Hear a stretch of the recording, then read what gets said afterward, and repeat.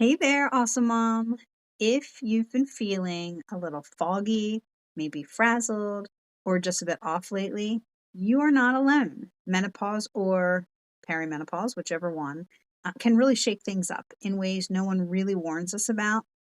And in this episode, we're diving into what's really happening inside your body, why it's not just in your head and you're not going crazy, and how you can reclaim your energy, your balance, and some peace. So, welcome to Parenting Powerhouse. So glad to have you here. This is a space where we dive into all things parenting. I'm talking all things with a special focus on raising and supporting our neurodivergent kids, teens, and young adults. So, let's talk about this thing that's not exactly glamorous, but it's really something we need to discuss. How perimenopause and menopause really impact how we feel about our parenting. If you're a mom of neurodivergent teens or young adults, you know how much more you're juggling already, right? But what if, on top of all of that, your body is literally changing how it functions without you really understanding what's going on? And I think we sometimes forget about this, or it's not talked about enough. And it's overwhelming and it's confusing. And honestly, I'm pretty sure we just aren't talking about it, discussing it, and finding out more about it just enough. So, you know how I know this? Well, because I'm living it too, right? And here's the thing: perimenopause, it doesn't show up when you're in your 40s or 50s. It actually almost always starts somewhere in your 30s. Yeah, you heard that right. I want to talk about why we feel like we're losing our minds sometimes and just why we're exhausted in ways that just don't make sense, and how those hormonal changes actually affect our emotional and physical energy levels as parents. You know, I've always been a very hands-on mom. And I've made sure, the kids felt supported and loved and seen, at least as much as I thought I was doing, right? But during this time of perimenopause, and honestly, starting in my 30s, I started to feel like, I was failing at even that. I didn't know it was perimenopause. You know, I started to like not be able to focus as well. And I wasn't as emotionally available as I wanted to be anyway. And I'd be with the kids physically, but mentally, I was off somewhere else a lot of the time, actually.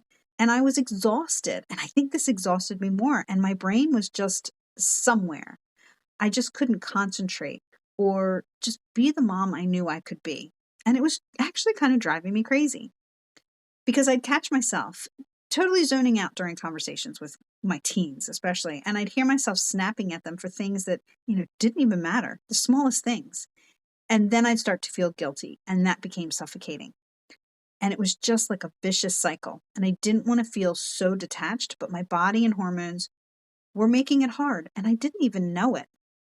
I remember, okay, one day in particular, and I've got to share this because this is when just everything kind of came to a head, and I had to stop myself. I was in the middle of a meltdown. This was my own meltdown, okay? And my daughter was having a meltdown at the same time. And my patience was just gone. I mean, gone. And I snapped. I don't even know what set me off, but I just couldn't, right? You ever feel like that? Like, I just can't do it right now? Well, I was exhausted and I felt disconnected from everything and my brain was foggy. Oh my gosh, this was a moment where I just stared at my daughter. And in my head, I heard myself say, I don't know what to do anymore. And I actually didn't. I had nothing left. It really wasn't about her. It was about my own body actually betraying me. I didn't understand what was happening. And I was in my late 30s. And I hadn't even started thinking about perimenopause or menopause. I mean, geez, that's for our grandmothers, right? Or whatever. At that age, anyway, I thought I was just burnout, right? Everybody always says, oh, you're just burnout. You're doing too much. You're too stressed, whatever. Because maybe just dealing with the stress of it all, I was burnt out. That's what I thought. That's what I was made to believe, even by doctors. But now looking back, that was the perimenopause kicking in. That exhaustion, that irritability, that brain fog. And I felt like I was losing control of everything, including my own emotions. Like a lot, too much, right? So, all right, it took a while to admit it, but I really had to realize that I couldn't keep pushing myself like I was. I mean, we're moms. We can do it all, right? We can. But it doesn't mean we should all the time, especially at our own expense. And then it carries on to our kids, right? And everybody else in the household. So I really finally said, I need help. I need something different. I need to take care of me first. That was the turning point where I finally started to take small steps, like toward understanding what was happening in my body and what I needed to do to keep my head above water.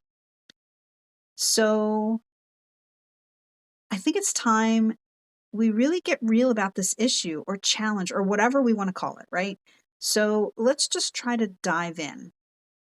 And I can't get into everything, and I'm not going to get into the medical side of it, even though, you know what, to really get to know something, because I am neurodivergent and have ADHD, I really need to explore the hell out of everything and research it and know it so well. And so I took a course on menopause, a menopause well-being course. And it was not a real long course, but it was brutal. It was very medical. So I had to go through it a couple of times. I'm not going to go into all of that, but I'm going to pick out, the pieces for you that I think really matter to us as moms. So let's talk about perimenopause a little bit, and just knowing it's not just for your 40s. It can really start way earlier. And here's the thing.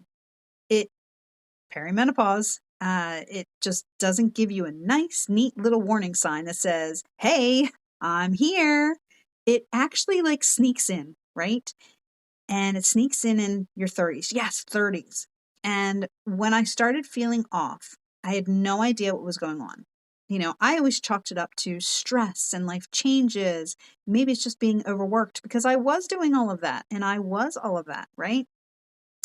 But as I really started to pay attention, I realized that what I was feeling wasn't just the usual burnout. It was actually, now looking back, hormonal shifts. And trust me, they can mess with you in ways you may not even expect. I didn't. I had no idea. So let's talk about what happens a little bit. When we hit perimenopause, our estrogen, progesterone, and testosterone levels start fluctuating. Okay. Testosterone is very, very, very slowly decreasing. Okay. That's a very slow decrease over decades. Our progesterone also is decreasing, and it continues to decrease. But estrogen is what screws with us. And then there's our stress hormone cortisol, which we'll talk about a little bit more. But estrogen, okay, it's not just decreasing at a nice, easy, slow rate. It is going up and down. It's fluctuating and it's spiking, and it's just creating all kinds of effects in our body. And then because of that, and because of all the stress, we'll find out what cortisol does to us.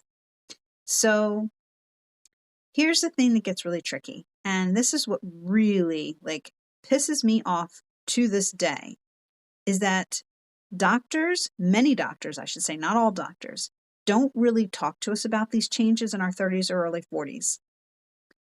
We're told by doctors that it's stress, that it's the life changes, or maybe even attributed to age. Okay, that's bull crap. It is not. This is hormonal shifts. And to be honest with you, that's what these feelings are. A lot of them, not everything. Now, some of us have, some health issues that we have to definitely take a look at and be aware of and observe. But a lot of the times, this is hormonal. And if it's hormonal, believe me, we can do something about it. we can change this. It doesn't have to be this way. So if you're feeling like you might actually be, you know, feeling this or experiencing this, it's not just life piling on. Okay. Sure. That's happening and it's hard, but it shouldn't be this hard. So let's break down, what could be happening in your body. What are we really dealing with here? So, okay, a lot of the things you've heard about, like hot flashes and night sweats, right? These things are like mysterious, fiery flashes that feel like they're literally cooking you from the inside out. Okay. And then there's the night sweats. Maybe waking up wet and drenched, only to be freezing cold a few minutes later. No wonder we're feeling exhausted and out of sorts. Okay. Brain fog and fatigue. This one is the one that really gets me. I'll walk into a room and maybe forget why I'm there, what I'm doing there. Or in mid-conversation, I'll completely lose my train of thought and I stumble over a word. And then the exhaustion, it's not like I've been running marathons, but you know what? It sometimes feels like it. And I feel sometimes very drained, no matter how much sleep I'm getting. And I know a lot of moms are feeling this way. It's hard to parent with clarity when your brain is in fog mode, right? Okay, so it does affect our parenting. The mood swings and irritability. Oh my gosh. 1 minute, I'm fine. The next, I'm snapping at my kids or my, husband over something that really doesn't matter. Like when I look back on it in the moment, it really feels like it matters, but it's really not. And these hormonal shifts can really make us feel more anxious or irritable. And it's like our emotions are running the show. Do you ever feel like you're on an emotional roller coaster? Yeah, that's what hormonal fluctuations do to you. Like you're on a roller coaster. But wait a minute, roller coasters are supposed to be fun, right? Okay. Well, actually, if we get control of this stuff, these roller coasters can be more fun. Believe me, I guarantee it. What about the anxiety and depression? Okay, some women experience real heightened anxiety or even depression during perimenopause, and this happens in our 30s and 40s, like I said. It's like there's an undercurrent of unease that just doesn't seem to go away, even when everything looks fine on the outside. All right. So if you're feeling this way, believe me, you're not crazy. It's actually hormonal. And a lot of doctors miss this because it's not always what we're talking about when we go in for checkups, right?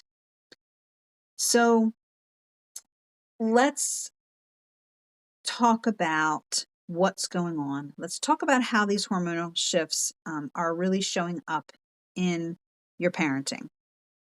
And, let's be real here. We're not going to fix everything overnight and everything can't be fixed 100% because we are not striving to be perfect parents. There's no such thing. But we want to be present, right? We want to be parents that are present and doing our best and actually feeling good about ourselves. And that makes our kids feel good as well. So let's just be real and say it. Parenting is already hard. But then when we throw in a body that's completely out of whack and it feels like it's an uphill battle every single day, oh my gosh, just add that. And if you're feeling off, you're feeling drained, or like you're just done, like I can't, it's no surprise that your patience is definitely wearing thin, right? And if you have a neurodivergent child, you're likely already balancing a lot of emotional energy every single day. And then hormones on top of that can push you to the edge. So I'm not talking about just your hormones. What about your kids' hormones? Oh my gosh.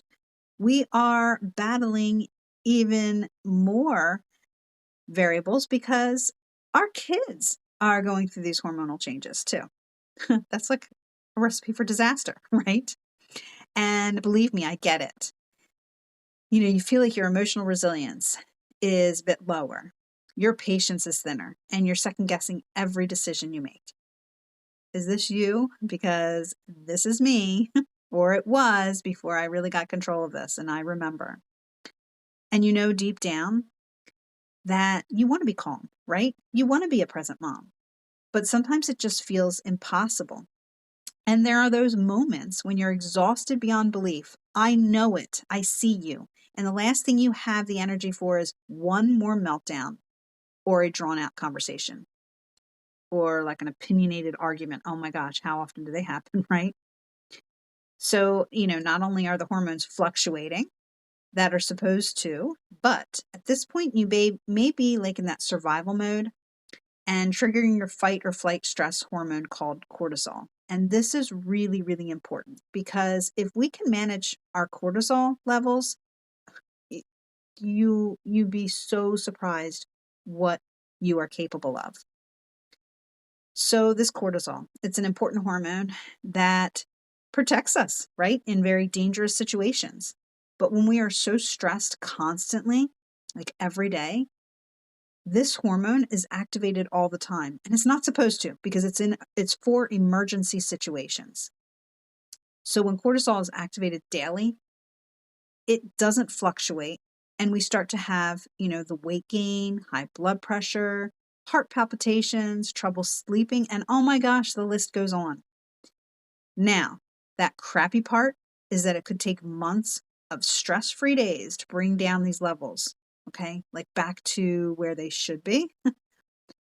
Ugh, I don't know about you, but oh my gosh, that just drives me crazy every time I think of it. And let me tell you, I had always prided myself on being that go-getter. There was no such thing as too much to do. I took it all on, but I reached a point during my late 40s where I just couldn't keep up anymore. I started experiencing these random bouts of like exhaustion, and no matter how much I rested, I always felt drained. I'd wake up in the morning feeling like I hadn't slept at all. Then there were the mood swings. One minute I was fine, and the next minute I was like snapping at my kids or crying over something small. And you know what? Oh my gosh, the weight gain. I dieted. I ate really good foods, and I could not lose the weight. And one day, and this is kind of what like hit me, my grandson asked, "Are you okay?" Oh my gosh, at 12 years old. Sure, he's empathetic. He's a great kid. But are you okay? And I realized something just in that moment. I actually wasn't okay. When I looked at myself and the state I was in, that mindset, I didn't even recognize myself anymore. And that was when I knew I better do something. I better slow down, figure out how the hell to do this, and I had to listen to my body at this point. So I started talking to other women who were going through maybe similar experiences. And it was like all about venting and complaining and everything else. And that's when I really started researching. And I found out that my cortisols were too high and it wasn't just me. The symptoms, the mood changes, the exhaustion, all of it was connected.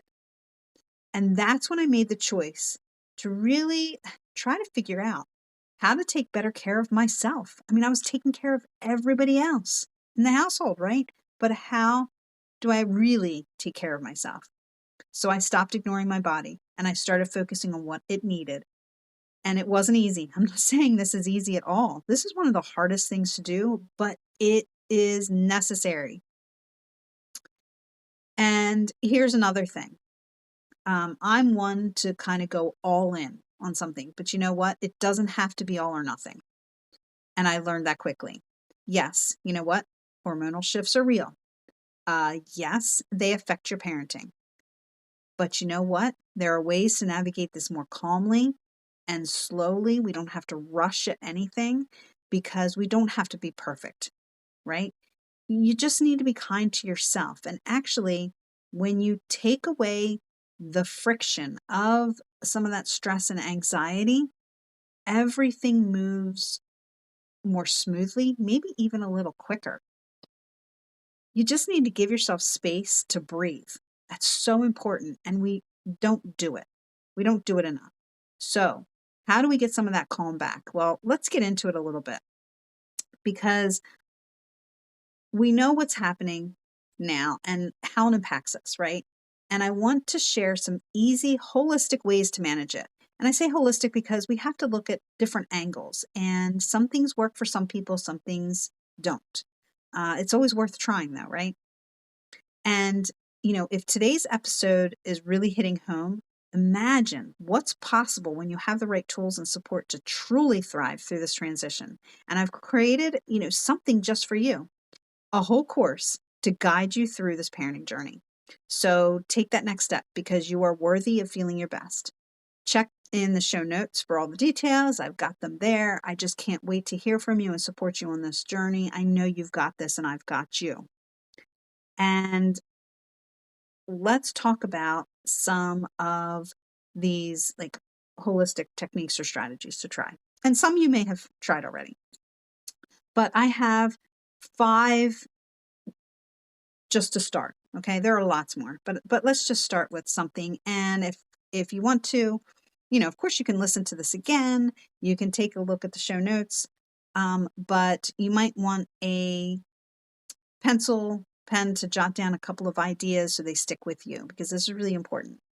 One is breath work, and seriously, if you haven't tried it, maybe haven't heard of it, look into it because it really works. And I have this as number 1 because this is the most recent thing or modality that I've tried. And it was just amazing. So maybe you listen to my podcast, you've heard me talk about breath work before. It just works. I mean, it's just that simple. And when you're feeling frazzled, pause for a second and just breathe. Focus on taking a long, slow breath in for 4 seconds. Okay. When you take this breath in, a lot of times we take it from we fill our chest, right? Our lungs. And we're taking air into our lungs, but we want to take it all the way down into our stomach.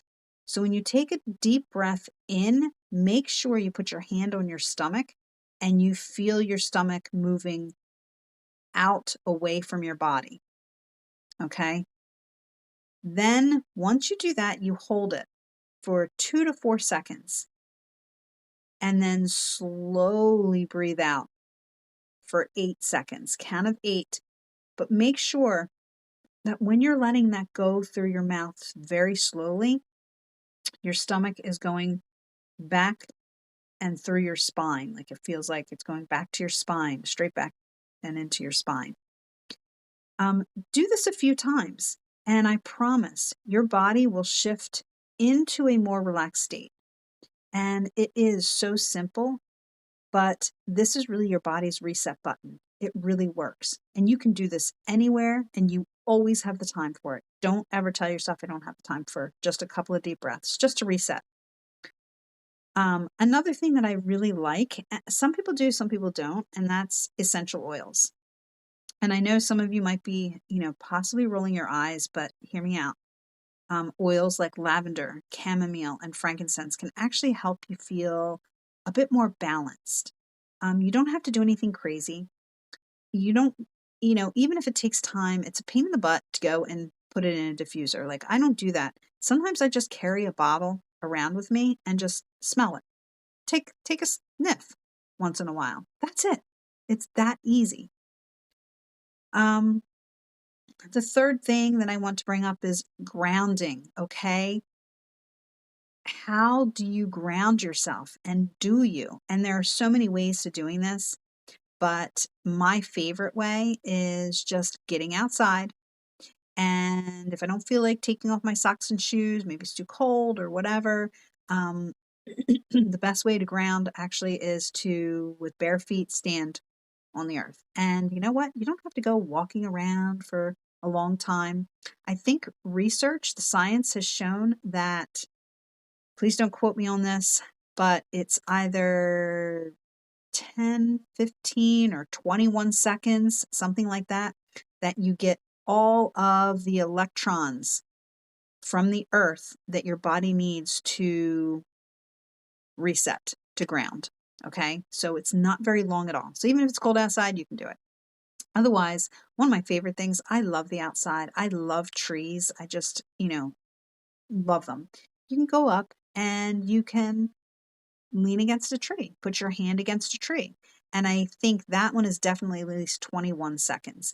And some research has shown that people, when they hold onto a tree or touch a tree for 21 seconds or more, it causes the same reaction in the brain, the same emotion that they feel when they hug a loved one. Interesting, huh? So there you go. That's how you can ground. Another thing, movement. Okay, people say exercise, blah, blah, blah, go to the gym, stuff like that. Okay, that's great. That's great for health. That's great for strength training. But you know what?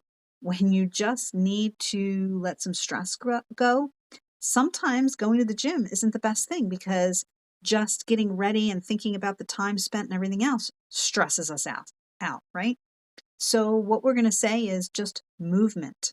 All right. Just go for a walk around the yard. Stretch a bit right in your space. Do a restorative yoga pose for a few minutes. I mean, just that kind of movement, or I guess the yoga would be lack thereof, but getting into a pose like that. It's a great way to kind of just ground yourself. Also, how about some calming routine? You need a space to recharge. So start your day with some kind of calm, okay? Maybe one of these things. Maybe before you even pick up your phone, try to remember to say an affirmation for the day. Anything, just to, that breath, and maybe an affirmation. Today is a perfect day, whatever it is, before you even get on your phone and start the stress receptors, right? Because a lot of times you pick up the phone and here you've got an email, you've got a message already, blah, blah, blah. And even if they're good messages or whatever, it's still, it still can cause stress and anxiety. So, all right, now we know, and we probably already have known, but now it is, kind of set with us. Hormonal changes during this perimenopause and menopause are real. And they are challenging, but we don't have to suffer through them. And understanding what's going on in your body can actually make you, or help you, make that peace with some changes and some shifts, and incorporating some simple holistic practices that can really help you find calm in that chaos of parenting neurodivergent kids, right? Well, just parenting in general. And I want you to hear this, and I want you to listen. You are so capable, and it's okay if you're not feeling at your best every single day. You're navigating a lot, and your body is trying to adjust. So just remember, be kind to yourself. You're never alone in this. You've got this, and I'm here with you every step of the way. And until next time, please take care of yourself, and don't forget to breathe. I love you. You are a great mom. See you in the next episode.